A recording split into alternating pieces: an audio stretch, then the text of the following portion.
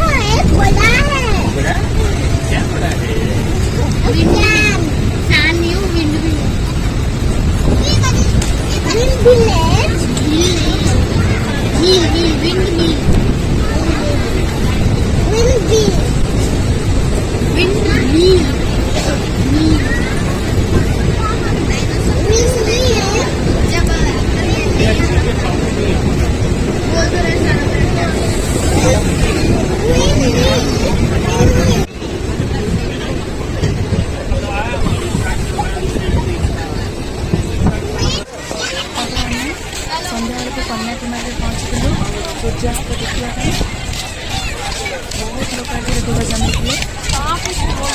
कन्याकुमारी पहुंचला गोटे hotel book कर जिनपतर सब रखीदे समुद्र कूल को जाइलु सूर्यास्त देखा। आठार विवेकानंद रॉक देखिलु।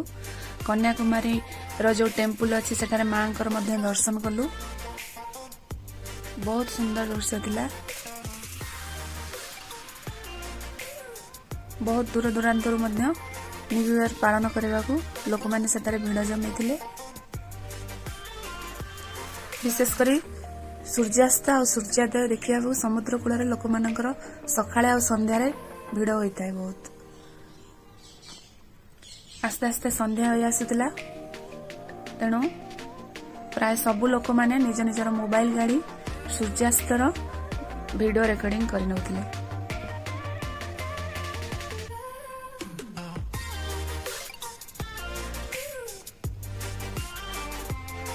एठारे हमको किसी ओडिया लोक देखा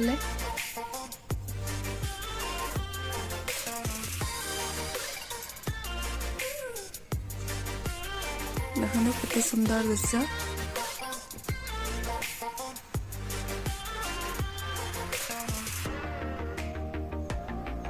प्राय समस्ते निज निज मोबाइल दृश्य को रेकर्ड करनौथिले।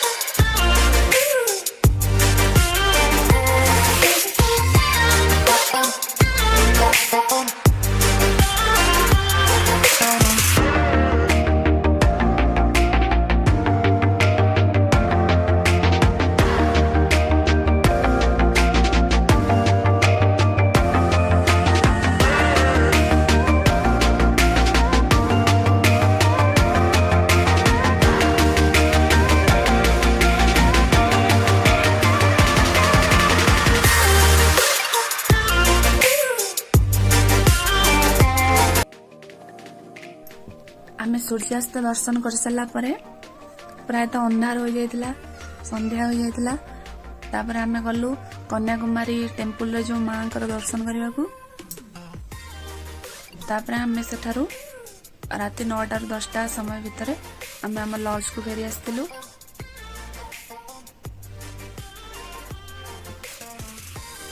देखते संध्या बेलर कि मनोरम दृश्य कन्याकुमारी रे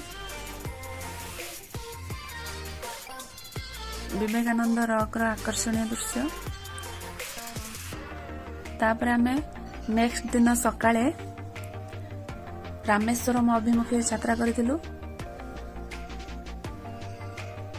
रामेश्वरम 7 रु 8 घंटा समय हमको लागितिला यात्रा करबा को। आमे इनोवा रे यात्रा करितलु। बाटरे जाऊं जाऊं बहुत सारा पहाड़ आ क्लाउड पहाड़ को ढांकी के रहितबार दृश्य देखिया को मिलतिला। हमको बहुत सुंदर लागुतिला सेति भाई मु भाबिले यार वीडियो बनेबी आपण मानक मध्य बहुत भल लागियो बोली।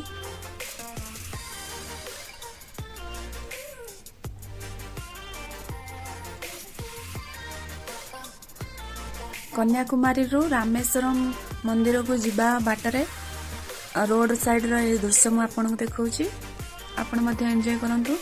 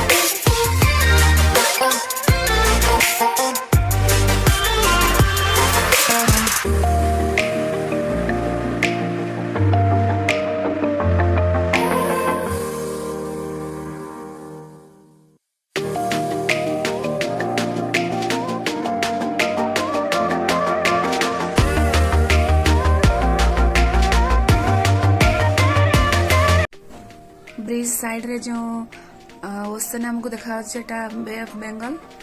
रामेश्वरम रे पहुंचु संध्या हो जाइतिला।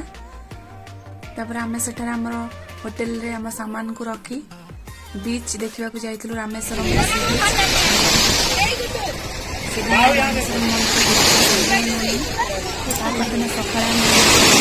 दर्शन करथिलु।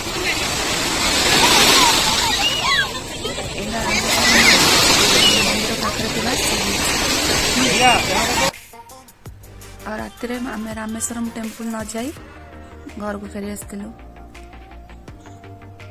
तापर दिन सकाଳେ रामेश्वरम मंदिर दर्शन कला परे रामंकर पाद चिन्ह थिबा मंदिर को गोटे जाइतिलु। सेही मंदिर दृश्य मु आपन को देखौची। एही मंदिर रे राम ठाकुरंकर पाद चिन्ह निशान अच्छी। और यही जो ओशन टी आपन को मु देखौची एटा होची धनुषकोडी सी बीच। यह को रामंकर सेतु बंधा सी बीच मध्य कहती। एउठू श्रीलंका को सेतु बंध बंधा जाइतिला। सेतु बंध तो एबे नाही भासमान अवस्था सेतबेले सेतु बंध थिला। एबे सेटा पानी भितर बुड़ी के रही जाइछि। एउठू श्रीलंका 36 किलोमीटर हेबो। यार पानी बहुत सुंदर और निर्मल देखाउतला। तेणु आपण मानू भल लगे बोली मुझार वीडियो बन नेली।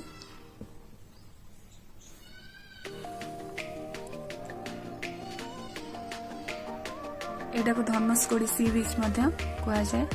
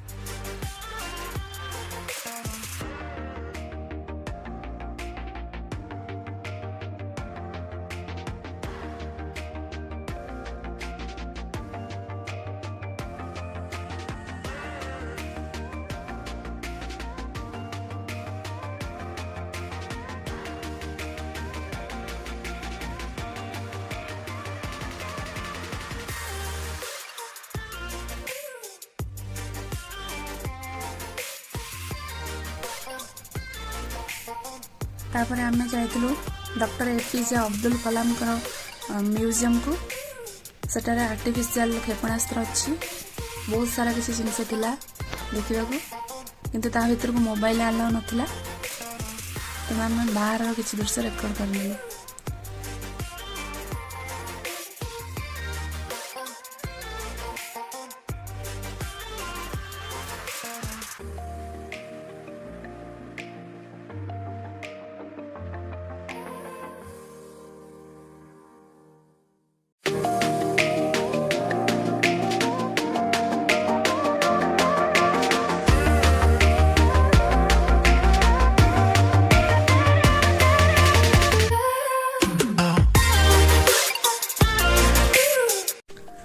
धनुषकोडी सी बीच रे पिला माने बहुत एंजॉय कले।